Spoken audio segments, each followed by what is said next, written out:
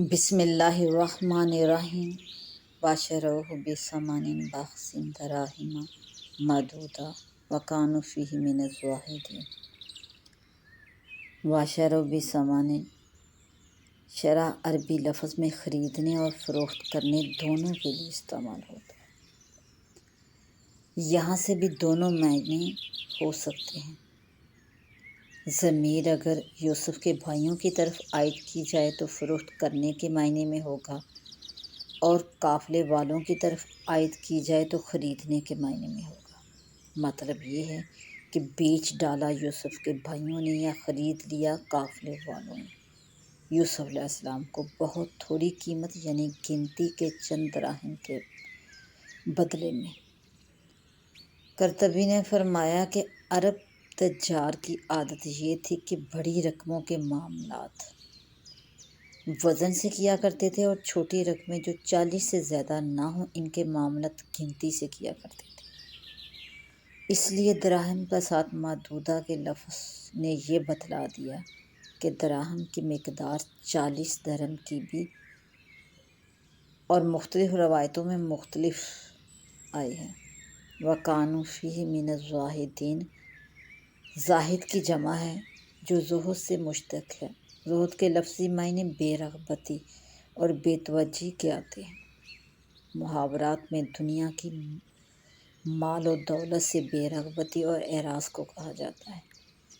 معنی آیت کے یہ ہیں کہ یوسف کے بھائی اس معاملے میں دراصل مال کے خواہشمند نہ تھے۔ ان کا اصل مقصد تو یوسف علیہ السلام کو باپ سے جدا کرنا تھا، اس لیے تھوڑے سے دراہم میں معاملہ طے پا گیا۔ وَقَالَ الَّذِي اشْتَرَاهُ مِن مِّصْرَ لِامْرَأَتِهِ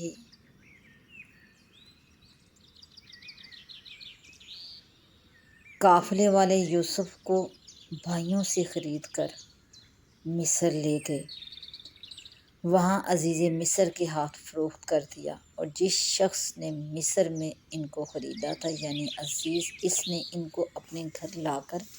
اپنی بیوی کے سپرد کیا، اور اپنی بیوی سے کہا کہ اس کو خاطر سے رکھنا کیا ہے کہ بڑا ہو کر ہمارے کام آئے، یا ہم اس کو بیٹا بنا لیں۔ مشہور یہ ہے کہ یہ اس لیے کہا کہ ان کے اولاد نہ تھی، اور ہم نے جس طرح یوسف علیہ السلام کو اپنی خاص عنایت سے اس اندھیرے کنویں سے نجات دی، اسی طرح یوسف کو اس سرزمین مصر میں خوب قوت دی۔ مراد اس سے سلطنت ہے، اور یہ نجات دینا اس غرض سے بھی تھا تاکہ ہم ان کو خوابوں کی تعبیر دینا بتلا دیں۔ مطلب یہ تھا کہ نجات دینے کا مقصد ان کو ظاہری اور باطنی دولت سے مالا مال کرنا تھا۔ اللہ تعالیٰ اپنے چاہے ہوئوں کو کام پر غالب کرے، اور قادر ہے جو چاہے کر دے۔ یعنی کہ اللہ تعالیٰ اپنی رضا سے جسے چاہے جس کام پر غالب کر دے، یہ اس کی چاہ ہے، لیکن اکثر آدمی جانتے نہیں، کیونکہ اہل ایمان و یقین کم ہی ہوتے ہیں۔ یہ مضمون قصہ کے درمیان بطور جملہ معترضہ کے لیے آیا۔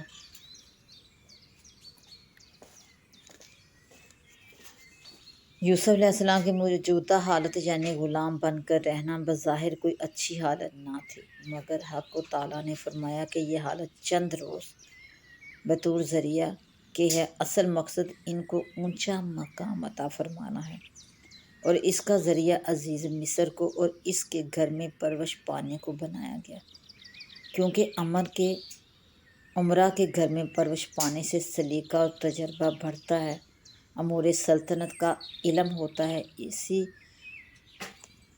اور جب وہ اپنی جوانی یعنی سن بلوغ یا کمال شباب کو پہنچے، ہم نے ان کو حکمت اور علم عطا کیا۔ مراد اس سے علوم نبوت کا عطا کرنا ہے، اور کنویں میں ڈالنے کے وقت جو ان کی طرف وحی بھیجنے کا ذکر پہلے آ چکا ہے، وہ وحی نبوت نہیں تھی، بلکہ ایسی وحی تھی جیسے حضرت موسیٰ علیہ السلام کی والدہ کو وحی بھیجی گئی تھی، اور ہم نیک لوگوں کو اسی طرح بدلہ دیا کرتے ہیں۔ جو قصہ یوسف علیہ السلام پر تہمت لگانے کا آگے بیان ہوگا، اس سے پہلے ان جملوں میں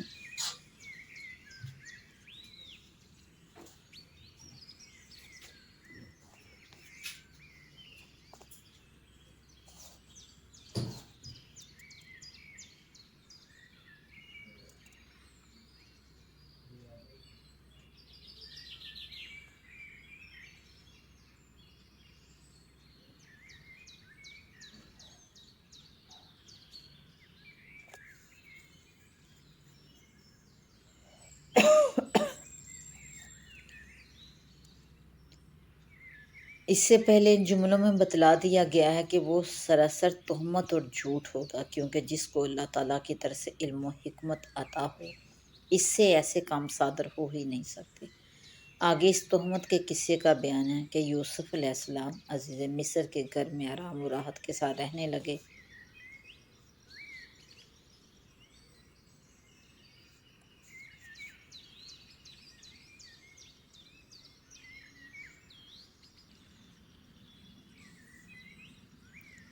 اور اسی درمیان میں یہ ابتلا پیش آیا کہ جس عورت کے گھر میں یوسف علیہ السلام رہتے تھے وہ ان پر مفتون یعنی فدا ہو گئی اور ان سے اپنا مطلب حاصل کرنے کے لیے ان کو بہکانے پھسلانے لگی، اور گھر کے سارے دروازے بند کر دیے اور ان سے کہنے لگی آ جاؤ، تم ہی سے کہتی ہوں۔ یوسف علیہ السلام نے کہا کہ اول تو یہ خود بڑا بھاری گناہ ہے، اللہ بچائے۔ دوسرا وہ یعنی تیرا شوہر میرا مربی اور محسن ہے کہ مجھ کو کیسی اچھی طرح رکھا، تو کیا میں اس کے ناموس میں خلل اندازی کروں؟ ایسے حق فراموشوں کو فلاح نہیں ہوا کرتی، بلکہ اکثر تو دنیا ہی میں ذلیل اور پریشان ہوتے ہیں، ورنہ آخرت میں تو عذاب یقینی ہے۔ پچھلی آیتوں میں حضرت یوسف علیہ السلام کے ابتدائی پیش آنے والے واقعات بیان ہوئے کہ قافلہ والوں نے جب ان کو کنویں سے نکال لیا تو یوسف کے بھائیوں نے ان کو اپنا غلام بتا کر تھوڑے سے درہموں میں ان کا سودا کر لیا۔ اول تو یہ اس لیے کہ ان کو بزرگ ہستی کی قدر معلوم نہ تھی، دوسرا اس لیے کہ ان کا اصل مقصد ان سے پیسہ کمانا نہیں بلکہ باپ سے دور کر دینا تھا۔ اس لیے صرف فروخت کر دینے پر بس نہیں کی، کیونکہ یہ خطرہ تھا کہ کہیں قافلہ والے ان کو یہیں نہ چھوڑ جائیں اور یہ پھر کسی طرح والد کے پاس پہنچ کر ہماری ساری کارستانی کا راز فاش کر دے۔ اس لیے امام تفسیر مجاہد رحمۃ اللہ کی روایات کے مطابق یہ لوگ اس انتظار میں رہے کہ یہ قافلہ ان کو لے کر مصر کے لیے روانہ ہو جائے، اور جب قافلہ روانہ ہوا تو کچھ دور تک قافلے کے ساتھ چلے اور ان لوگوں سے کہا کہ دیکھو اس کو بھاگ جانے کی عادت ہے، کھلا نہ چھوڑو بلکہ باندھ کر رکھو۔ اس در شہوارے کی قدر و قیمت سے ناواقف قافلہ والے ان کو اسی طرح مصر تک لے کر گئے۔ آیت مذکورہ میں اس کے بعد کا قصہ اس طرح ذکر ہے، اور قرآن اعجاز کے ساتھ قصے کے جتنے اجزاء خود بخود سمجھ میں آ سکتے ہیں ان کو بیان کرنے کی ضرورت نہیں سمجھی۔ مثلاً قافلے کا مختلف منزلوں سے گزر کر مصر تک پہنچنا، وہاں جا کر یوسف علیہ السلام کو فروخت کرنا وغیرہ سب کو چھوڑ کر یہاں سے بیان ہوتا ہے۔ وَقَالَ الَّذِي اشْتَرَاهُ مِن مِصْرَ، یعنی کہا اس شخص نے جس نے یوسف علیہ السلام کو مصر میں خریدا اپنی بیوی سے کہ یوسف کے ٹھہرنے کا اچھا انتظام کرو۔ مطلب یہ ہے کہ قافلہ والوں نے ان کو مصر لے جا کر فروخت کرنے کا اعلان کیا تو تفسیر طبی میں ہے کہ لوگوں نے بھر بھر کر قیمتیں لگانا شروع کی، یہاں تک کہ یوسف کے وزن کے برابر مشک اور اسی وزن کے ریشمی کپڑے قیمت لگ گئی۔ یہ دولت اللہ تعالیٰ نے عزیز مصر کے لیے مقدر کی تھی، اس نے یہ سب چیزیں قیمت میں ادا کر کے یوسف علیہ السلام کو خرید لیا۔ جیسا کہ پہلے ارشاد قرآنی سے معلوم ہو چکا ہے کہ یہ سب کچھ کوئی اتفاقی واقعہ نہیں بلکہ رب العزت کی بنائی ہوئی ایک مستحکم تدبیر کے اجزاء ہیں۔ مصر میں یوسف کی خریداری کے لیے اس ملک کے سب سے بڑے عزت والے شخص کو مقدور فرمایا۔ ابن کثیر نے فرمایا کہ یہ شخص جس نے مصر میں یوسف علیہ السلام کو خریدا وہ ملک مصر کا وزیر خزانہ تھا، جس کا نام کتفیر یا عطفیر بتلایا جاتا ہے، اور بادشاہ مصر اس زمانے میں قوم عمال کا ایک شخص ریحان بن اسید تھا، جو بعد میں حضرت یوسف علیہ السلام کے ہاتھ پر اسلام لایا اور مسلمان ہو کر یوسف علیہ السلام کی زندگی میں انتقال کر گیا۔ اور عزیز مصر جس نے خریدا تھا اس کی بیوی کا نام رائیل یا زلیخا بتلایا گیا ہے۔ عزیز مصر کتفیر نے یوسف علیہ السلام کے متعلق اپنی بیوی کو یہ ہدایت کی کہ ان کو اچھا ٹھکانہ دے، عام غلاموں کی طرح نہ رکھے، ان کی ضروریات کا اچھا انتظام کرے۔ حضرت عبداللہ بن مسعود رضی اللہ عنہ نے فرمایا کہ دنیا میں 3 آدمی بڑے عقل مند اور قیافہ شناس ثابت ہوئے۔ اول عزیز مصر، جس نے ان کے کمالات کو اپنی قیافہ سے معلوم کر کے بیوی کو یہ ہدایت دی، اور دوسرا شعیب علیہ السلام کی وہ صاحبزادی جس نے موسیٰ علیہ السلام کے بارے میں اپنے والد سے کہا، آیت یا ابت استاجرہ ان خیر من استاجرت قوی، یعنی ابا جان ان کو ملازم رکھ لیجئے، اس لیے کہ بہترین ملازم وہ شخص ہے جو قوی بھی ہو اور امانت دار بھی۔ تیسرا حضرت صدیق اکبر رضی اللہ تعالیٰ عنہ ہیں، جنہوں نے اپنے بعد فاروق اعظم رضی اللہ عنہ کو خلافت کے لیے منتخب فرمایا۔ آیت وَكَذَلِكَ مَكَّنَّا لِيُوسُفَ فِي الْأَرْضِ، یعنی اس طرح حکومت دی یوسف علیہ السلام کو زمین کی۔ اس میں آئندہ آنے والے واقعات کی بشارت یہ ہے کہ یوسف علیہ السلام جو عزیز مصر کے گھر میں اس وقت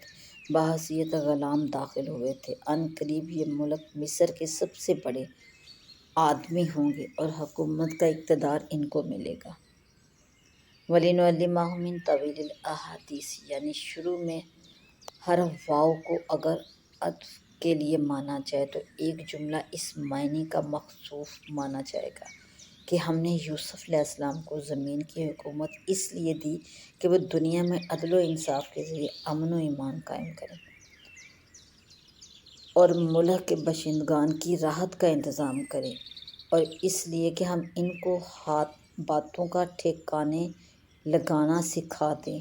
باتوں کا ٹھکانے لگانا ایک ایسا عام مفہوم ہے جس میں وحی الہی کا سمجھنا اور اس کو بروئے کار لانا بھی داخل ہے، اور تمام ضروری علوم کا حاصل ہونا بھی، اور خوابوں کی تعبیر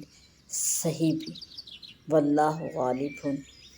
یعنی اللہ تعالیٰ غالب اور قادر ہے اپنے کام پر جو اس کا ارادہ ہوتا ہے۔ تمام عالم کے اسباب ظاہرہ اس کے مطابق ہوتے چلے جاتے ہیں، جیسا کہ ایک حدیث میں رسول کریم صلی اللہ علیہ وآلہ وسلم کا ارشاد ہے کہ جب اللہ تعالیٰ کسی کام کا ارادہ فرماتے ہیں تو دنیا کے سارے اسباب اس کے لیے تیار کر دیتے ہیں، وَلَكِنَّ أَكْثَرَ النَّاسِ لَا يَعْلَمُونَ، لیکن اکثر لوگ اس حقیقت کو نہیں سمجھتے اور اسباب ظاہرہ ہی کو کچھ سمجھ کر انہی کی فکر میں لگے رہتے ہیں، مسبب الاسباب اور قادر مطلق کی طرف دھیان نہیں دیتے۔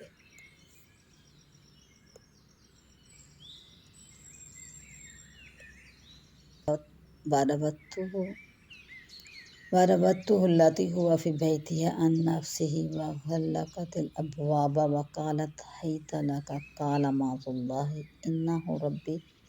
أَحْسَنَ مَثْوَايَ إِنَّهُ لَا يُفْلِحُ الظَّالِمُونَ۔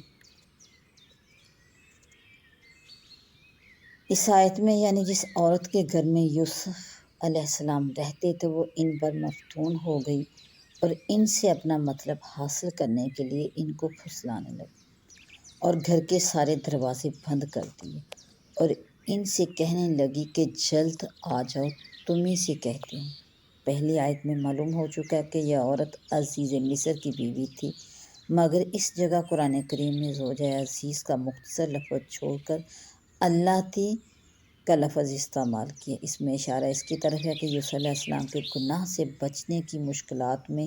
اس بات نے اور بھی اضافہ کر دیا کہ وہ اسی عورت کے گھر میں اسی کی پناہ میں رہتے تھے۔ اس کے کہنے کو نظر انداز کرنا آسان نہ تھا۔ گناہ سے بچنے کا قوی ذریعہ خود اللہ سے پناہ مانگنا ہے، اور اس کا ظاہری سبب یہ ہوا کہ یوسف علیہ السلام نے جب اپنے آپ کو سب طرف سے گھرا ہوا پایا تو پیغمبرانہ انداز میں سب سے پہلے اللہ کی پناہ مانگی، قال معاذ اللہ، محض اپنے عزم و ارادہ پر بھروسہ نہیں کیا، اور یہ ظاہر ہے کہ جس کو اللہ کی پناہ مل جائے اس کو کون صحیح راستہ سے ہٹا سکتا ہے۔ اس کے بعد پیغمبرانہ حکمت و موعظت کے ساتھ خود زلیخا کو نصیحت کرنا شروع کیا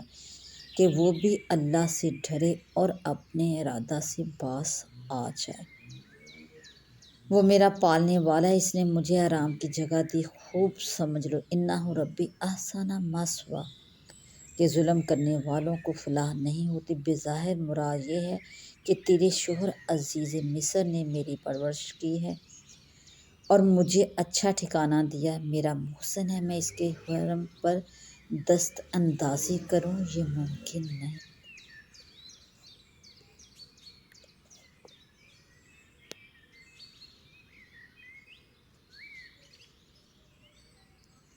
یہ بڑا ظلم کرنے والے کبھی فلاح نہیں پاتے۔ اس کے ضمن میں خود زلیخا کو بھی یہ سبق دے دیا کہ جب میں اس کی چند روزہ پرورش کا اتنا حق پہچانتا ہوں تو تجھے مجھ سے زیادہ پہچاننا چاہیے۔ اس جگہ حضرت یوسف علیہ السلام نے عزیز مصر کو اپنا رب فرمایا، حالانکہ یہ لفظ اللہ تعالیٰ کے سوا کسی دوسرے کے لیے استعمال کرنا جائز نہیں۔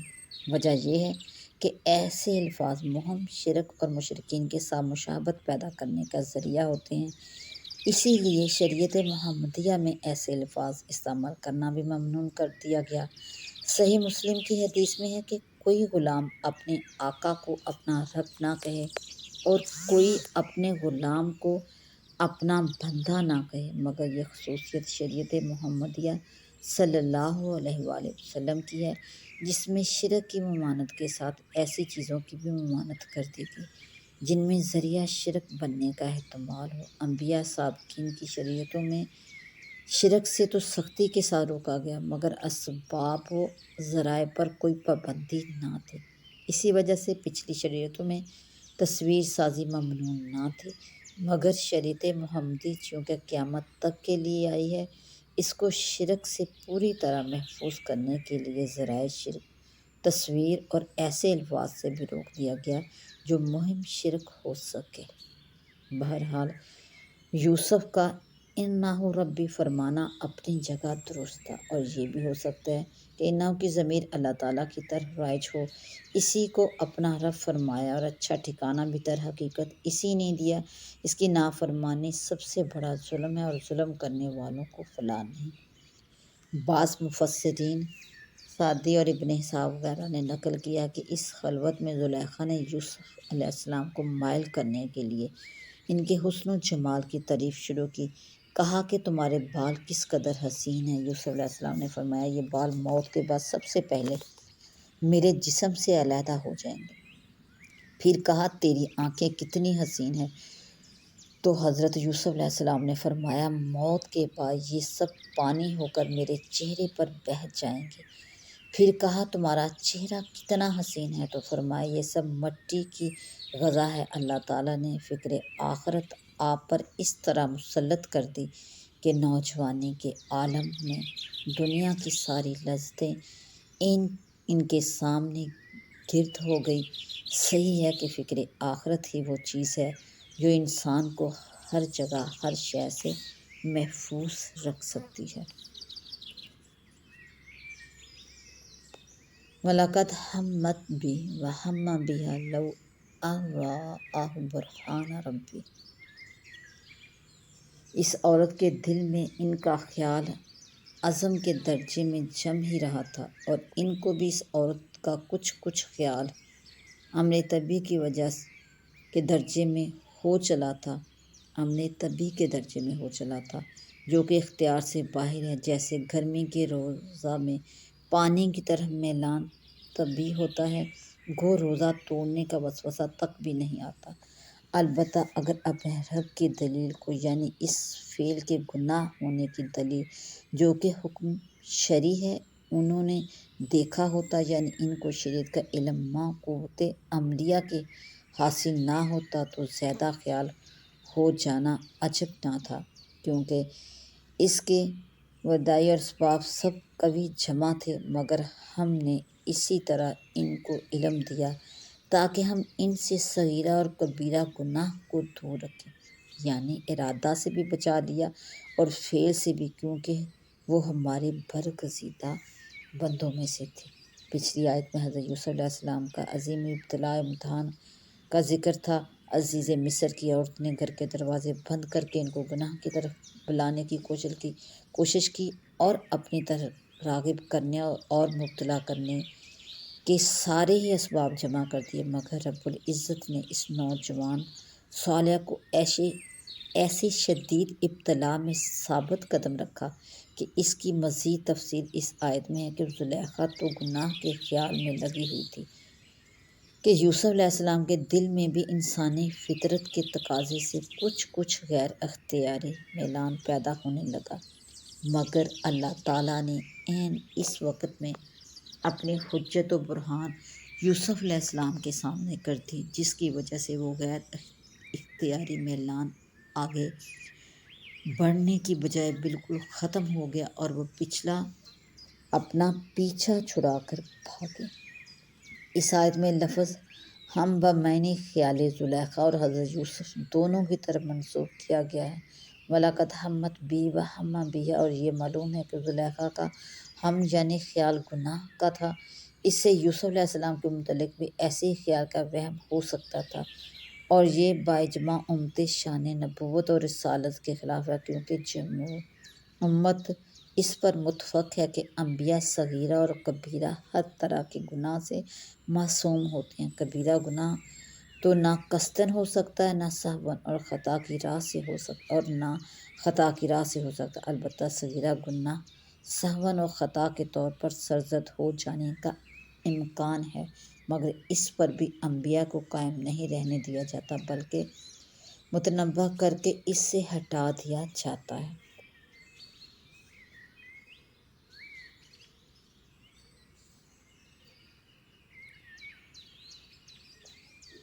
وَاسْتَبَقَ الْبَابَ وَقَدَّتْ قَمِيصَهُ مِنْ دُبُرٍ۔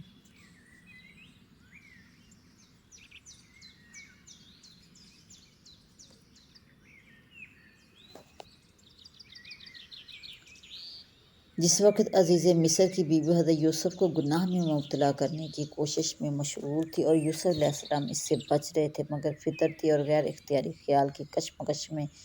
مشغول بھی تھے، تو حق تعالیٰ نے اپنے برگزیدہ پیغمبر کی اعانت کے لیے بطور معجزانہ کے کوئی ایسی چیز سامنے کر دی جس نے دل سے وہ غیر اختیاری خیال بھی نکال ڈالا، خواہ وہ چیز اپنے والد حضرت یعقوب علیہ السلام کی صورت ہو یا وحی الہی کی کوئی آیت مذکورہ میں یہ بتلایا کہ یوسف اس خلوت گاہ میں اس برہان ربی کا مشاہدہ کرتے ہی وہاں سے بھاگ کھڑے اور باہر نکلنے کے لیے دروازے کی طرف دوڑے۔ عزیز کی بیوی ان کو پکڑنے کے لیے پیچھے دوڑی اور یوسف علیہ السلام کا کرتا پکڑ کر ان کو باہر جانے سے روکنا چاہا، وہ عزم کے مطابق نہ رکے تو پیچھے سے پھٹ گیا ان کا کرتا، مگر یوسف علیہ السلام دروازہ سے باہر نکل آئے اور ان کے پیچھے زلیخا بھی۔ تاریخی روایتوں میں مذکور ہے کہ دروازے پر قفل لگا دیا تھا۔ جب یوسف علیہ السلام دوڑ کر دروازے پر پہنچے تو خود بخود یہ قفل کھل کر گر گیا۔ جب یہ دونوں دروازے سے باہر آئے تو دیکھا کہ عزیز مصر سامنے کھڑے ہیں۔ ان کی بیوی سہم گئی اور بات یوں بنائی کہ الزام اور تہمت یوسف علیہ السلام پر ڈالنے کے لیے کہا کہ جو شخص آپ کی بیوی کے ساتھ برے کام کا ارادہ کرے، اس کی سزا اس کے سوا کیا ہو سکتی ہے کہ ان کو قید میں ڈالا جائے یا کوئی دوسری جسمانی سخت سزا دی جائے۔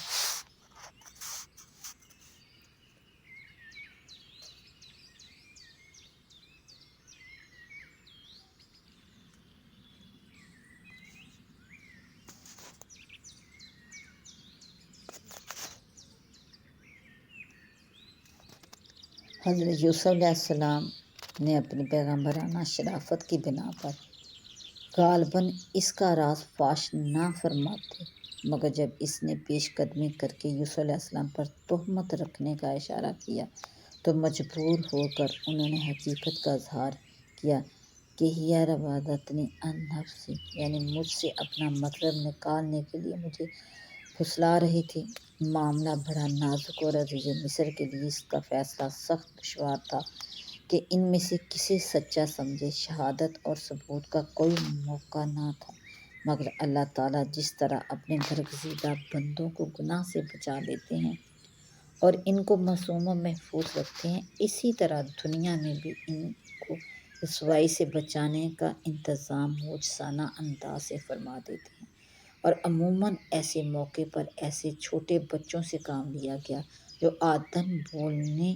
بات کرنے کے قابل نہیں ہوتے، مگر بطور معجزہ ان کو گویائی عطا فرما کر اپنے مقبول بندوں کی برات کا اظہار فرما دیتے ہیں۔ جیسے حضرت مریم پر جب لوگ تہمت باندھنے لگے تو صرف ایک دن اور بعض قول کے مطابق 40 دن کے بچے حضرت عیسیٰ علیہ السلام کو حق تعالیٰ نے بولنے کی طاقت عطا فرما کر ان کی زبان سے والدہ کی پاک دامنی ظاہر فرما دی اور قدرت الہی کا ایک خاص مظہر سامنے کر دیا۔ بنی اسرائیل کے ایک بزرگ جرح پر اسی طرح کی ایک تہمت ایک بار سازش کے ساتھ باندھی گئی تو ایک نومولود بچے نے ان کی برات کے لیے شہادت دی۔ حضرت موسیٰ پر فرعون کا شبہ پیدا ہوا تو فرعون کی بیوی کے بال سنوارنے والی عورت کی چھوٹی بچی کو بولنے کی طاقت عطا ہوئی۔ اس نے حضرت موسیٰ کو بچپن ہی میں فرعون کے ہاتھ سے بچایا۔ ٹھیک اسی طرح یوسف علیہ السلام کے واقعے میں حضرت عبداللہ بن عباس اور حضرت ابو ہریرہ رضی اللہ عنہما کی روایت کے مطابق ایک چھوٹے بچے کو حق تعالیٰ نے بولنے کی طاقت عطا فرما دی، اور وہ بھی نہایت عاقلانہ اور حکمانہ انداز کہ یہ چھوٹا بچہ اسی گرمے گہوارہ کے اندر پڑا تھا۔ یہ کس کا گمان ہو سکتا تھا کہ وہ ان حرکتوں کو دیکھے اور سمجھے گا اور پھر اس کو کس انداز سے بیان کر دے گا۔ مگر خالق حق تعالیٰ سبحانہ اپنی اطاعت میں مجاہدہ کرنے والوں کی شان ظاہر کرنے کے لیے دنیا کو دکھلا دیتا ہے کہ کائنات کا ذرہ ذرہ اس کی خفیہ پولیس سی.آئی.ڈی ہے جو مجرم کو خوب پہچانتی اور اس کے جرائم کا ریکارڈ رکھتی ہے اور ضرورت کے وقت اس کا اظہار کر دیتی ہے۔ میدان حشر میں حساب کتاب کے وقت انسان اپنی دنیا کی قدیم عادت کی بنا پر جب اپنے جرائم کا اقبال کرنے سے انکار کرے گا تو اسی کے ہاتھ پاؤں اور کھال اور در و دیوار کو اس کے خلاف گواہ بنا کر کھڑے کر دیا جائے گا۔ وہ اس کی ایک ایک حرکت کو محشر کے عظیم الشان مجمع کے سامنے کھول کر رکھ دے گا۔ اس وقت انسان کو پتہ لگے گا کہ ہاتھ پاؤں اور گھر کے در و دیوار اور حفاظتی انتظامات میں سے کوئی بھی میرا نہ تھا، بلکہ یہ سب رب العزت کے خفیہ کارندے تھے۔ خلاصہ یہ ہے کہ چھوٹا بچہ جو جھولے میں بظاہر اس دنیا کی ہر چیز سے غافل و بے خبر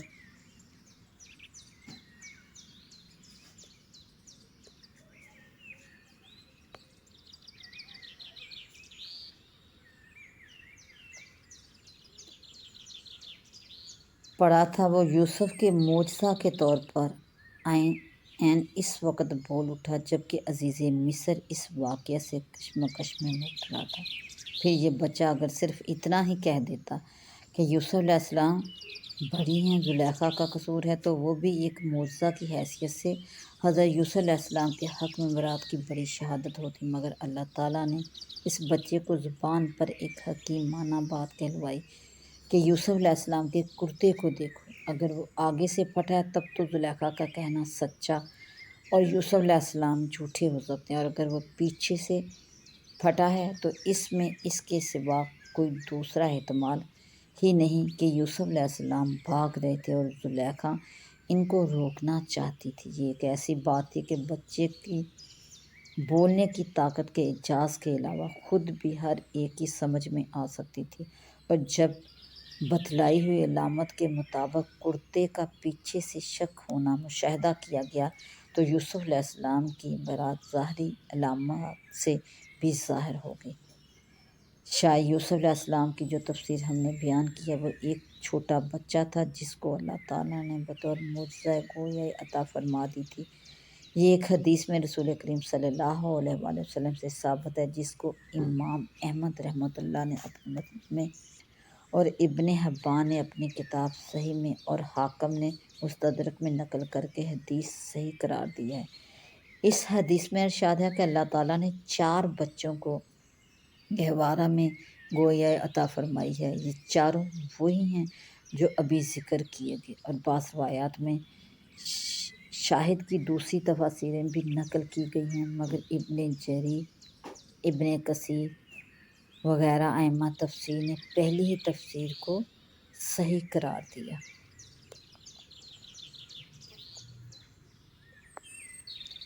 یوسف عارض عن ھذا واستغفری لذنبک انک کنت من الخاطئین۔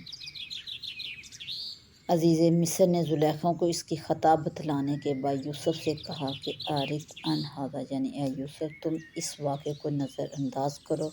اور کسی سے نہ کہو تاکہ رسوائی نہ ہو۔ پھر زلیخا کو خطاب کر کے کہا واستغفری لذنبک انک کنت من الظالمین، یعنی خطا قصور سراسر تمہارا ہی ہے، تم اپنی غلطی کی معافی مانگو۔ اس سے بظاہر یہ مراد ہے کہ وہ اپنے شوہر سے معافی مانگے، اور یہ معنی بھی ہو سکتے ہیں کہ یوسف سے معافی مانگے کہ خود خطا کی اور تہمت ان کے سر ڈال دی۔ یہاں یہ بات غور طلب ہے کہ شوہر کے سامنے اپنی بیوی کی ایسی خیانت اور بے حیائی ثابت ہو جانے پر اس کا غصہ نہ ہونا اور پورے سکون و اطمینان سے بات کرنا انسانی فطرت سے بہت قابل تعجب ہے۔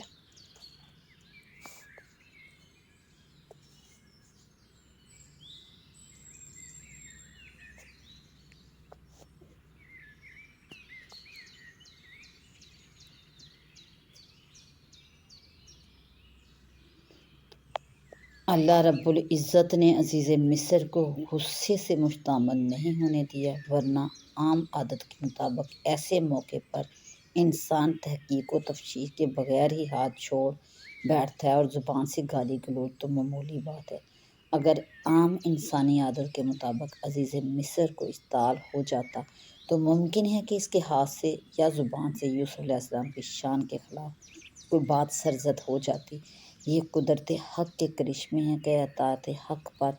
قائم رہنے والے کی قدم قدم پر کس طرح حفاظت کی جاتی ہے۔ بعد کی آیتوں میں اور اس واقعے کا ذکر کیا گیا جو پچھلے قصے سے ہی وابستہ ہے کہ یہ واقعہ چھپانے کے باوجود درباری لوگوں کی عورتوں میں پھیل گیا۔ ان عورتوں نے عزیز کی بیوی کو لعن طعن کرنا شروع کیا۔ بعض مفسرین نے فرمایا کہ یہ 5 عورتیں عزیز مصر کے قریبی افسروں کی بیویاں تھیں۔ یہ عورتیں آپس میں کہنے لگیں کہ دیکھو کیسی حیرت اور افسوس کی بات ہے کہ عزیز مصر کی بیوی اتنے بڑے مرتبہ پر ہوتے ہوئے اپنے نوجوان غلام پر فریفتہ ہو گئی۔ اس سے اپنے مطلب برآری چاہتی ہے، ہم تو اس کو بڑی گمراہی پر سمجھتے ہیں۔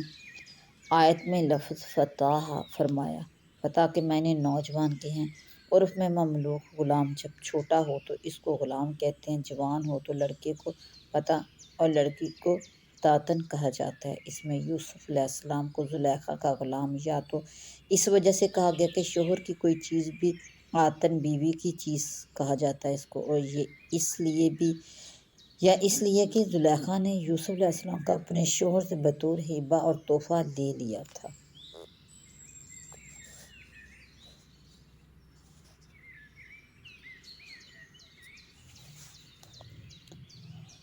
اور چند عورتیں جو کہ شہر میں رہتی تھیں یہ بات کہی کہ عزیز کی بیوی اپنے غلام کو اس سے اپنا ناجائز مطلب حاصل کرنے کے لیے پھسلاتی ہیں۔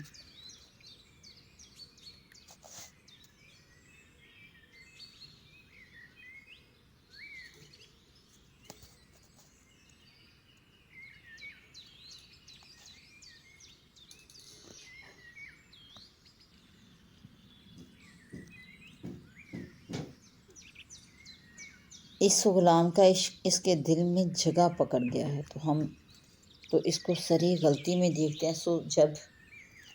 اس عورت نے ان عورتوں کی بدگوئی کی خبر سنی تو کسی کے ہاتھ میں ان کو بلا بھیجا کہ تمہاری دعوت ہے، اور ان کے واسطے تکیے اور پلنگ لگوائے، اور جب وہ آئیں اور ان کے سامنے مختلف قسم کے کھانے اور پھل حاضر کیے جن میں بعض چیزیں چاقو سے کاٹ کر کھانے کے لیے تھی، ہر ایک کو ان کے پاس ایک ایک چاقو بھی دے دیا، جو ظاہر میں تو پھل تراشنے کا بہانہ تھا، اصل مقصد وہ تھا جو آگے آتا ہے کہ یہ حواس باختہ ہو کر اپنے ہاتھوں کو زخمی کر لیں گے۔ اور یہ سب سامان درست کر کے یوسف علیہ السلام کو، جو کسی دوسرے مکان میں تھے، کہا کہ ذرا ان کے سامنے تو آ جاؤ۔ یوسف علیہ السلام یہ سمجھ کر کہ کوئی صحیح غرض ہوگی باہر آ گئے۔ سو عورتوں نے جب ان کو دیکھا تو ان کے جمال سے حیران رہ گئی، اور اس حیرت میں اپنے ہاتھ کاٹ لیے۔ چاقو سے پھل تراش رہی تھی کہ یوسف علیہ السلام کو دیکھ کر ایسی بدحواسی چھائی کہ چاقو ہاتھ پر چل گیا، اور کہنے لگی، حاش اللہ، یہ شخص آدمی ہرگز نہیں، یہ تو کوئی بزرگ فرشتہ ہے۔ اور وہ عورت بولی، تو دیکھ لو، وہ شخص یہی ہے جس کے بارے میں تم مجھ کو برا بھلا کہتی تھی کہ اپنے غلام کو چاہتی ہے۔ واقعی میں نے اس سے اپنا مطلب حاصل کرنے کی خواہش کی تھی، مگر یہ پاک صاف رات پھر یوسف علیہ السلام کے دھمکانے اور سنانے کو کہا کہ اگر آئندہ میرا کہنا نہ مانے گا کہ اب تک نہیں مانا تو بے شک جیل خانے بھیج دیا جائے گا اور بے عزت ہوگا۔ وہ عورتیں بھی یوسف علیہ السلام سے کہنے لگی کہ تم کو اپنی محسن عورت سے ایسی بے اعتنائی مناسب نہیں، جو یہ کہے اس کا کہنا ماننا چاہیے۔ یوسف علیہ السلام نے یہ باتیں سنیں کہ یہ تو سب کی سب اسی کی موافقت کرنے لگے، تو حق و تعالیٰ سے دعا کی کہ اے میرے رب، اے میرے اللہ، جس ناجائز کام کی طرح یہ عورتیں مجھے بلا رہی ہیں، اس سے تو جیل خانہ میں جانا ہی مجھ کو زیادہ پسند ہے، اور اگر آپ ان کے داؤ پیچ کو مجھ سے دفع نہ کریں گے تو میں ان کی طرف مائل ہو جاؤں گا اور نادانی کا کام کر بیٹھوں گا۔ سو ان کی دعا ان کے اللہ نے قبول فرمائی اور ان عورتوں کے داؤ پیچ کو ان سے دور رکھا۔ بے شک وہ دعاؤں کا بڑا سننے والا اور ان کے احوال کا خوب جاننے والا ہے۔ پھر یوسف علیہ السلام کی پاک دامنی کی مختلف نشانیاں دیکھنے کے بعد، جن سے خود تو اس کا پورا یقین ہو گیا مگر عوام میں چرچا ہو گیا تھا، اس کو قطع کرنے کی غرض سے ان لوگوں کو یعنی عزیز اور اس کے متعلقین کو یہی مصلحت معلوم تھی کہ ان کو ایک وقت تک قید میں رکھے۔ دخل معه السجن فتیان قال احدهما انی ارانی اعصر خمرا وقال الاخر انی ارانی احمل فوق راسی خبزا تاکل الطیر منه نبئنا بتأویلہ انا نراک من المحسنین۔ اور داخل ہوئے قید خانے میں ان کے ساتھ دو نوجوان۔ کہنے لگا ان میں سے ایک کہ میں دیکھتا ہوں کہ میں نچوڑتا ہوں شراب، اور دوسرے نے کہا کہ میں دیکھتا ہوں کہ اٹھا رہا ہوں اپنے سر پر روٹیوں کہ جانور کھاتے ہیں اس میں سے، ہمیں بتلائیے اس کی تعبیر، ہم دیکھتے ہیں کہ آپ نیکوکار ہیں۔ اس کا خلاصہ یہ ہے کہ یوسف علیہ السلام کے زمانے میں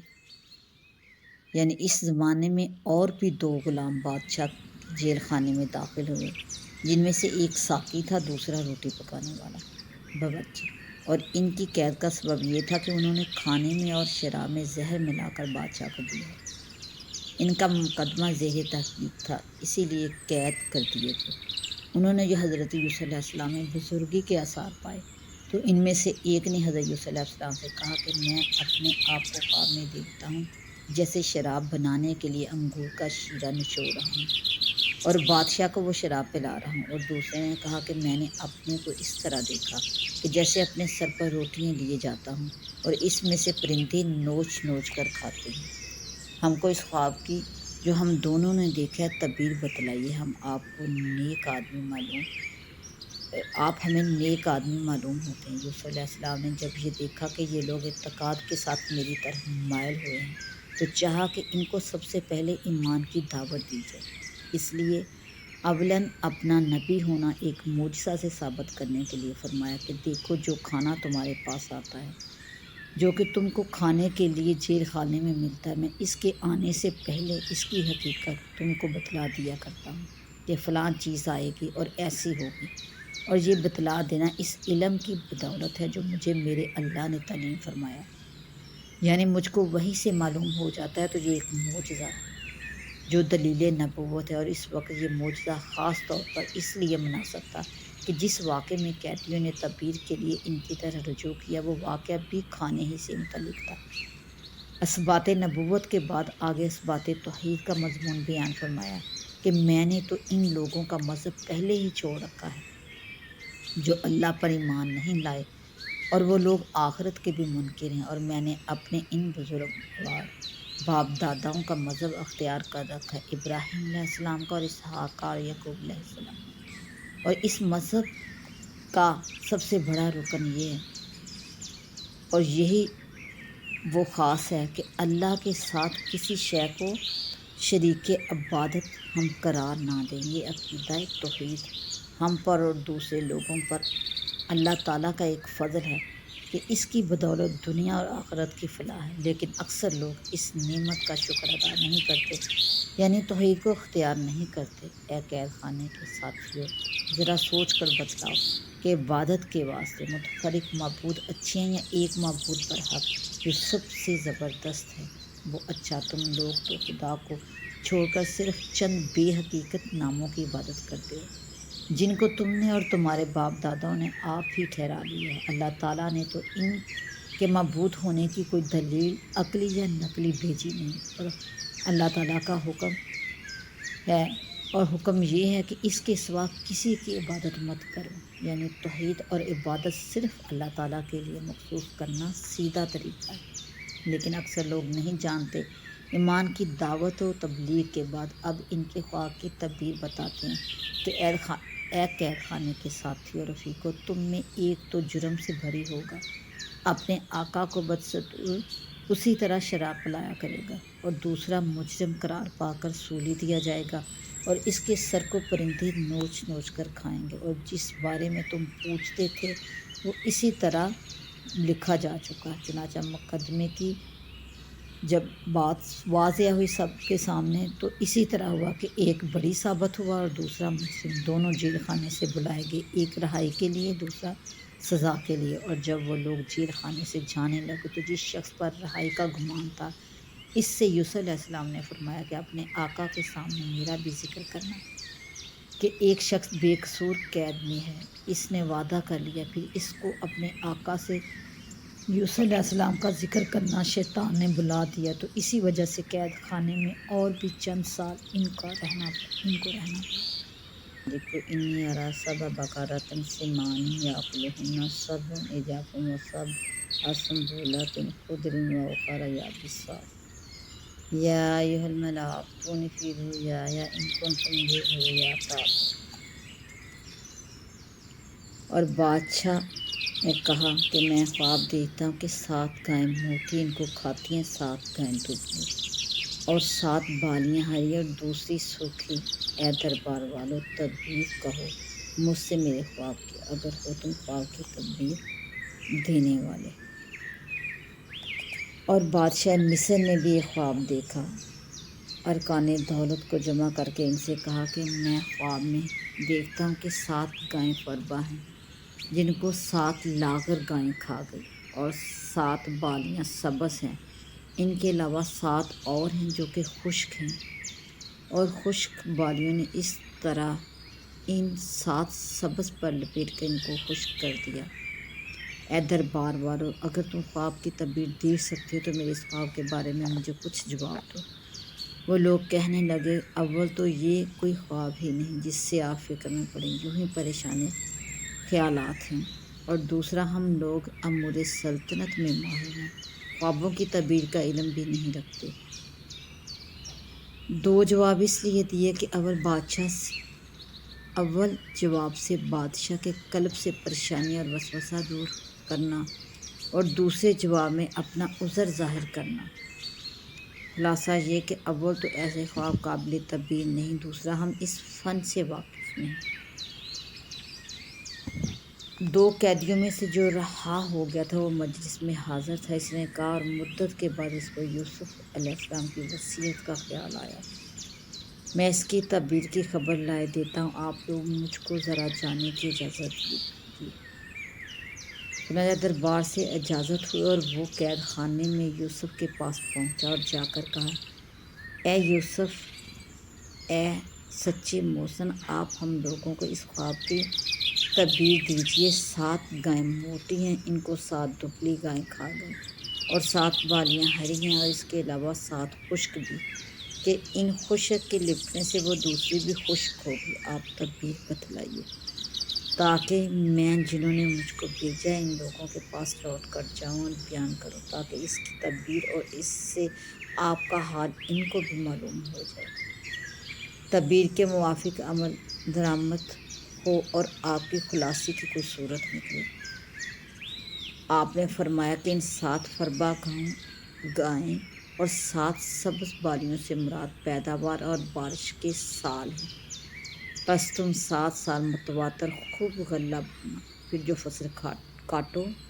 اس کو بالیوں میں رہنے دینا تاکہ ان کو گھن نہ لگ جائے، ہاں مگر تھوڑا سا جو تمہارے کھانے میں آئے، اور وہ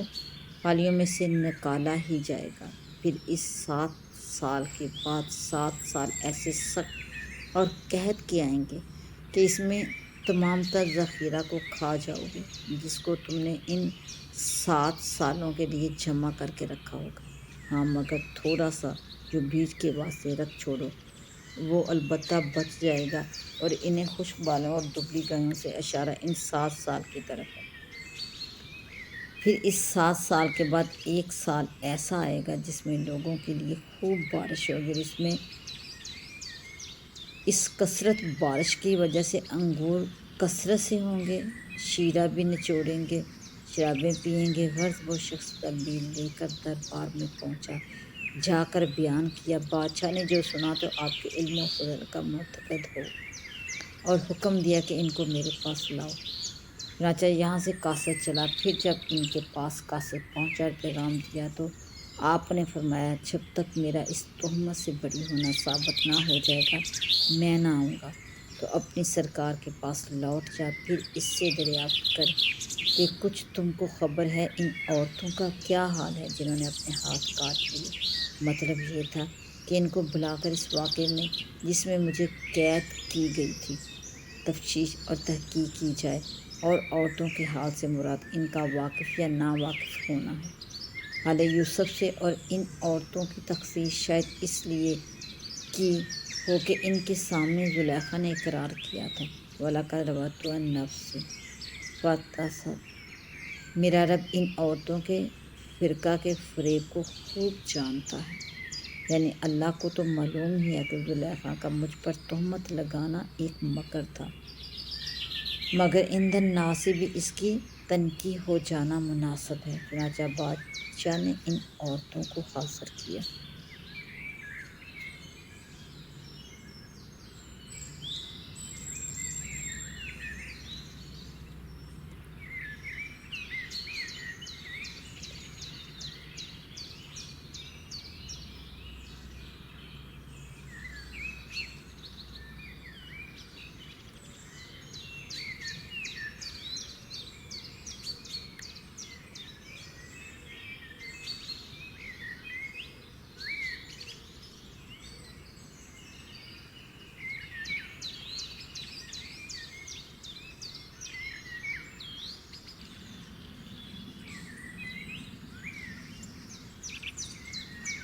یوسف ایھا الصدیق، یعنی اس شخص نے جیل خانہ پہنچ کر حضرت یوسف علیہ السلام سے واقعے کا اظہار اس طرح شروع کیا کہ پہلے یوسف علیہ السلام کے صدیق یعنی قول اور فعل میں سچا ہونے کا اقرار کیا، پھر درخواست کی کہ مجھے ایک خواب کی تعبیر بتلائیے۔ خواب یہ تھا کہ بادشاہ نے دیکھا کہ 7 موٹی گائیں تندرست ہیں جن کو دوسری 7 کھا رہی ہیں، اور یہ کھانے والی کمزور ہیں۔ میں یہ دیکھا کہ 7 خوشے گندم کے سرسبز ہرے بھرے ہیں اور 7 خشک ہیں۔ اس شخص نے خواب بیان کرنے کے بعد کہا لا یرجعون الناس الا لهم یعلمون، یعنی آپ بتلا دیں گے تو ممکن ہے کہ میں ان لوگوں کے پاس جاؤں اور ان کو تعبیر بتلاؤں، اور ممکن ہے کہ وہ اس طرح آپ کے فضل و کمال سے واقف ہو جائیں۔ تفسیر مظہری میں ہے کہ واقعات کی جو صورتیں عالمی مثال میں ہوتی ہیں وہی انسان کو خواب میں نظر آتی ہیں۔ اس عالم میں ان صورتوں کے خاص معنی ہوتے ہیں۔ فن تعبیر خواب کا سارا مدار اس کے جاننے پر ہے۔ فلاں صورت مثالی ہے، اس عالم میں کیا مراد ہوتی ہے؟ اللہ تعالیٰ نے حضرت یوسف علیہ السلام کو یہ فن مکمل عطا فرمایا تھا۔ آپ نے خواب سن کر سمجھ لیا کہ 7 موٹی گائے اور 7 ہوشے ہرے بھرے سے مراد 7 سال ہیں، جن میں پیداوار حسب دستور خوب ہوگی، کیونکہ بیل کو زمین کے ہموار کرنے اور غلہ اگانے میں خاص دخل ہے۔ اسی طرح 7 بیل لاغر کمزور اور 7 خشک پوشوں سے مراد یہ ہے کہ پہلے سال کے بعد 7 سال سخت قحط کے آئیں گے، اور کمزور 7 بیلوں قربا بیلوں کے کھا لینے سے یہ مراد ہے کہ پچھلے 7 سال میں جو ذخیرہ غلہ وغیرہ جمع ہوگا وہ سب ان قحط کے سالوں میں خرچ ہو جائے گا، صرف بیج کے لیے کچھ غلہ بچے گا۔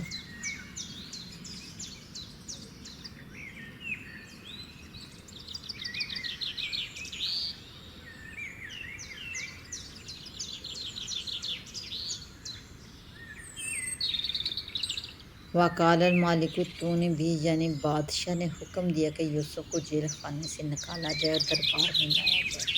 چنانچہ بادشاہ کا کوئی قاصد بادشاہ کا یہ پیغام لے کر جیل خانے میں پہنچا۔ موقع بظاہر اس کا تھا کہ یوسف علیہ السلام جیل خانے کی طویل مدت سے عاجز آ رہے تھے اور خلاصی چاہتے تھے۔ جب بادشاہ کا پیغام بلانے کے لیے پہنچا تو فوراً تیار ہو کر ساتھ چلتے تھے، مگر اللہ تعالیٰ اپنے رسولوں کو جو مقام بلند عطا فرماتے ہیں اس کو دوسرے لوگ سمجھ بھی نہیں سکتے۔ اس قاصد کو یہ جواب دیا، قال ارجعوا الی ربک فاسأل ما بال النسوة اللتی قطعن ایدیہن ان ربی بکیدہن علیم۔ یعنی یوسف علیہ السلام نے قاصد سے کہا، تم اپنے بادشاہ کے پاس واپس جا کر پہلے یہ دریافت کرو کہ آپ کے نزدیک ان عورتوں کا معاملہ کس طرح ہے جنہوں نے اپنے ہاتھ کاٹ لیے تھے۔ کیا اس واقعے میں وہ مجھے مشتبہ سمجھتی ہیں اور میرا کوئی قصور قرار دیتی ہیں؟ یہاں یہ بات بھی غور طلب ہے کہ اس وقت یوسف علیہ السلام نے ان عورتوں کا ذکر فرمایا جنہوں نے ہاتھ کاٹ لیے تھے، عزیز کی بیوی کا نام نہیں لیا جو اصل سبب تھی۔ اس میں اس حق کی رائے تھی جو عزیز کے گھر میں پرورش پانے سے فطرتاً شریف انسان کے لیے قابل لحاظ ہوتی ہے۔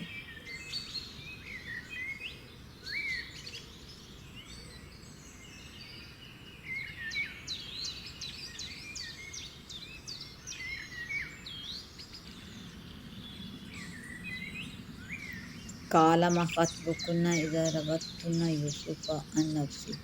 قلنا حاشا للہ ما علمنا علیہ من سوء۔ کہا کہ تمہارا کیا واقعہ جب تم نے یوسف سے اپنے مطلب کی خواہش کی، یعنی ایک نے خواہش کی اور بقیہ نے اس کی مدد کی۔ آنت فعل میں مثل فعل کی ہے۔ اس وقت تم کو کیا تحقیق ہوا؟ شاید بادشاہ نے اس طور پر اس لیے پوچھا ہو کہ مجرم سن لے کہ بادشاہ کو اتنی بات معلوم ہو کہ کسی عورت نے ان سے اپنا مطلب پورا کرنے کی بات کی تھی، شاید اس کا نام بھی معلوم ہو۔ اس حالت میں انکار نہ چل سکے گا، بس اس طرح شاید خود اقرار کر لے۔ عورتوں نے جواب دیا کہ حاشا للہ، ہم کو ان میں ذرا بھی تو برائی کی بات نہیں معلوم ہے، وہ بالکل پاک اور صاف ہیں۔ شاید عورتوں نے زلیخا کا وہ اقرار اس لیے ظاہر نہ کیا ہو کہ مقصد یوسف کی پاک دامنی کا ثبوت تھا اور وہ حاصل ہو گیا، یا زلیخا کے روبرو ہونے سے حیا مانیہ ہوئی۔ اس کا نام لیں۔ عزیز کی بیوی جو کہ حاضر تھی کہنے لگی، اب تو حق بات سب پر ظاہر ہو گئی، اب اغوا بیکار ہے۔ سچ یہی ہے کہ میں نے ان سے اپنے مطلب کی خواہش کی تھی، نہ کہ انہوں نے جیسا میں نے الزام لگا دیا تھا۔ ما جزا من اور بے شک وہی سچے ہیں، اور غالباً ایسے عمل کا اقرار کر لینا مجبوری کی حالت میں زلیخا کو پیش آیا۔ غرض تمام صورت مقدمہ اور اظہارات اور یوسف کی برات کا ثبوت ان کے پاس کہلا کر بھیجا۔ اس وقت یوسف نے فرمایا، یہ تمام اہتمام جو میں نے کیا محض اس وجہ سے تھا تاکہ عزیز کو یقین کے ساتھ معلوم ہو جائے کہ میں نے اس کی عدم موجودگی میں اس کی آبرو میں دست اندازی نہیں کی۔ اور یہ بھی معلوم ہو جائے کہ اللہ تعالیٰ خیانت کرنے والوں کے فریب کو چلنے نہیں دیتا۔ چنانچہ زلیخا نے عزیز کی حرمت میں خیانت کی تھی کہ دوسرے پر نگاہ کی، اللہ نے اس کی کھلی کھول دی، بس میری غرض یہی تھی۔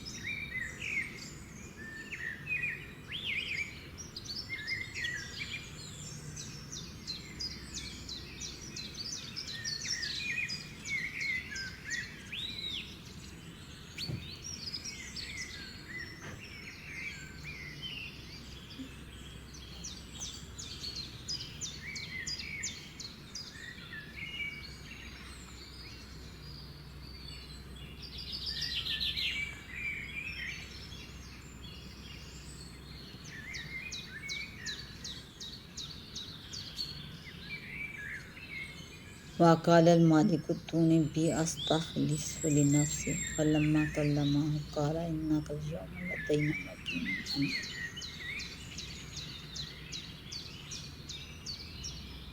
یعنی بادشاہ مصر نے جب یوسف کے فرمانے کے مطابق عورتوں سے واقعہ کی تحقیق فرمائی اور زلیخا اور دوسری سب عورتوں نے حقیقتاً واقعہ کا اقرار کر لیا، تو بادشاہ نے حکم دیا کہ یوسف کو میرے پاس لایا جائے تاکہ میں ان کو اپنا مشیر خاص بنا لوں۔ حکم کے مطابق یوسف کو اعزاز کے ساتھ جیل خانہ سے دربار میں لایا گیا اور باہمی گفتگو سے یوسف کی صلاحیتوں کا پورا اندازہ ہو گیا، تو بادشاہ نے کہا کہ آپ آج ہمارے نزدیک بڑے معزز ہیں۔ امام بغوی رحمۃ اللہ نے نقل کیا کہ جب بادشاہ کا قاصد جیل میں یوسف کے پاس دوبارہ پہنچا اور بادشاہ کی دعوت پہنچائی، تو یوسف علیہ السلام نے سب جیل والوں کے لیے دعا کی اور غسل کر کے نئے کپڑے پہنے۔ جب دربار شاہی میں پہنچے تو یہ دعا کی، حسبی ربی من دنیا و حسبی ربی من خلقہ، یعنی میری دنیا کے لیے میرا رب مجھے کافی اور ساری مخلوق کے بدلے میرا رب میرا اللہ میرے لیے کافی ہے۔ جو اس کی پناہ میں آ گیا وہ بالکل محفوظ ہے اور اس کی بڑی تعریف ہے اور اس کے سوا کوئی معبود نہیں۔ جب دربار میں پہنچی تو پھر اللہ تعالیٰ کی طرف رجوع ہو کر اسی طرح دعا کی اور عربی زبان میں سلام کیا، السلام علیکم ورحمۃ اللہ، اور بادشاہ کے لیے دعا عبرانی زبان میں کی۔ بادشاہ اگرچہ بہت سی زبانیں جانتا تھا مگر عربی زبانوں سے واقف نہ تھا۔ یوسف علیہ السلام نے بتلایا کہ سلام تو عربی زبان میں کیا گیا ہے اور دعا عبرانی زبان میں۔ اس روایت میں یہ بھی ہے کہ بادشاہ نے یوسف علیہ السلام سے مختلف زبانوں میں باتیں کی۔ یوسف نے اس کو اسی زبان میں جواب دیا اور عربی اور عبرانی کی دو زبانیں مزید سنائیں جن سے بادشاہ واقف نہ تھا۔ اس واقعے نے بادشاہ کے دل میں یوسف کی غیر معمولی وقت قائم کر دی۔ پھر شاہ مصر نے کہا کہ میں چاہتا ہوں کہ میں آپ سے اپنے خواب کی تعبیر بلا واسطہ سنوں۔ یوسف علیہ السلام نے پہلے اس کے خواب کی ایسی تفصیلات بتلائیں جو اب تک بادشاہ نے بھی کسی سے ذکر نہیں کی۔ پھر تعبیر بتلائی۔ شاہ مصر نے کہا مجھے تعبیر سے زیادہ اس پر حیرت ہے کہ یہ تفصیلات آپ کو کیسے معلوم ہیں۔ اس کے بعد بادشاہ مصر نے مشورہ طلب کیا کہ اب مجھے کیا کرنا چاہیے، تو یوسف علیہ السلام نے مشورہ دیا کہ پہلے 7 سال جن میں خوب بارشیں ہونے والی ہیں ان میں آپ زیادہ سے زیادہ کاشت کرا کے غلہ اگانے کا انتظام کریں اور سب لوگوں کو ہدایت کریں کہ اپنی اپنی زمینوں میں زیادہ سے زیادہ کاشت کریں اور جتنا غلہ حاصل ہو اس میں سے 5واں حصہ اپنے پاس ذخیرہ کرتے رہیں۔ اس طرح اہل مصر کے پاس قحط کے 7 سال کے لیے بھی ذخیرہ جمع ہو جائے گا اور آپ ان کی طرف سے بے فکر ہوں گے۔ حکومت کو جس قدر غلہ سرکاری محاصل سے یا سرکاری زمینوں سے حاصل ہو اس کو باہر کے لوگوں کے لیے جمع رکھیں، کیونکہ یہ قحط دور دراز تک پھیلے گا۔ باہر کے لوگ اس وقت آپ کے محتاج ہوں گے، اس وقت آپ غلہ دے کر خلق خدا کی امداد کریں اور معمولی قیمت بھی رکھیں گے تو سرکاری خزانے میں اتنا مال جمع ہو جائے گا جو اس سے پہلے کبھی نہیں ہوا۔ شاہ مصر اس مشورے سے بے حد مسرور ہوا، مگر کہنے لگا کہ اس عظیم منصوبہ کا انتظام کیسے ہو اور کون کرے؟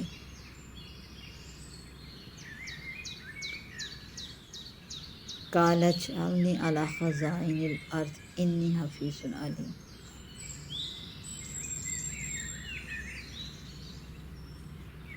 ان دو لفظوں میں حضرت یوسف علیہ السلام نے ان تمام اوصاف کو جمع کر دیا جو ایک وزیر میں ہونے چاہیے، کیونکہ پہلی ضرورت تو امین خزانہ کے لیے اس کی ہے کہ وہ سرکاری اموال کو ضائع نہ ہونے دے بلکہ پوری حفاظت سے جمع کرے، پھر غیر لوگوں اور غلط قسم کے مصارف میں خرچ نہ ہونے دے، اور دوسری ضرورت اس کی ہے کہ جہاں جس قدر خرچ کرنا ضروری ہے اس میں نہ کوتاہی کرے اور نہ مقدار ضرورت سے زائد خرچ کرے۔ لفظ حفیظ پہلی ضرورت کی پوری ضمانت ہی ہے اور لفظ علیم دوسری ضرورت کی۔ شاہ مصر اگرچہ یوسف علیہ السلام کے کمالات کا گروی تھا اور ان کی دیانت اور عقل کامل کا پورا معتقد ہو چکا تھا، مگر بالفعل وزارت خزانہ کا منصب ان کو سپرد نہیں کیا بلکہ 1 سال تک ایک معزز مہمان کی طرح رکھا۔ سال بھر پورا ہونے کے بعد نہ صرف وزارت خزانہ بلکہ پورے امور مملکت ان کے سپرد کر دیے۔ شاید مقصد یہ تھا کہ جب تک گھر میں رہ کر ان کے اخلاق عادات کا پورا تجربہ نہ ہو جائے اتنا بڑا منصب سپرد کرنا مناسب نہیں۔ جیسا کہ سعدی شیرازی رحمۃ اللہ نے فرمایا، جو یوسف کے در صلاح و تمیز بیک سال۔ بعض مفسرین نے لکھا کہ اس زمانے میں زلیخا کے شوہر قطفیر کا انتقال ہو گیا تو شاہ مصر نے حضرت یوسف علیہ السلام سے ان کی شادی کر دی۔ اس وقت یوسف علیہ السلام نے ان سے فرمایا کہ کیا یہ صورت اس سے بہتر نہیں ہے جو تم چاہتی تھی؟ زلیخا نے اعتراف قصورت کے ساتھ اپنا عذر بیان کیا۔ اللہ تعالیٰ جل شانہ نے بڑی عزت و شان کے ساتھ ان کی مراد پوری فرمائی اور عیش و نشاط کے ساتھ زندگی گزری۔ تاریخی روایات کے مطابق 2 لڑکے بھی پیدا ہوئے جن کا نام افرائیم اور منشا تھا۔ بعض روایات میں ہے کہ اللہ تعالیٰ نے شادی کے بعد یوسف علیہ السلام کے دل میں زلیخا کی محبت اس سے زیادہ پیدا کر دی جتنی زلیخا کو یوسف علیہ السلام سے تھی، یہاں تک کہ ایک مرتبہ حضرت یوسف علیہ السلام نے ان سے شکایت کی کہ اس کی کیا وجہ ہے کہ تم مجھ سے اب اتنی محبت نہیں رکھتی جتنی پہلے تھی؟ زلیخا نے عرض کیا کہ آپ کے وسیلے سے مجھے اللہ تعالیٰ کی محبت حاصل ہو گئی۔ اس کے سامنے سب تعلقات اور خیالات کمزور ہو گئے۔ یہ واقعہ بعض دوسری تفصیلات کے ساتھ تفسیر قرطبی اور ماوردی میں بیان ہوا ہے۔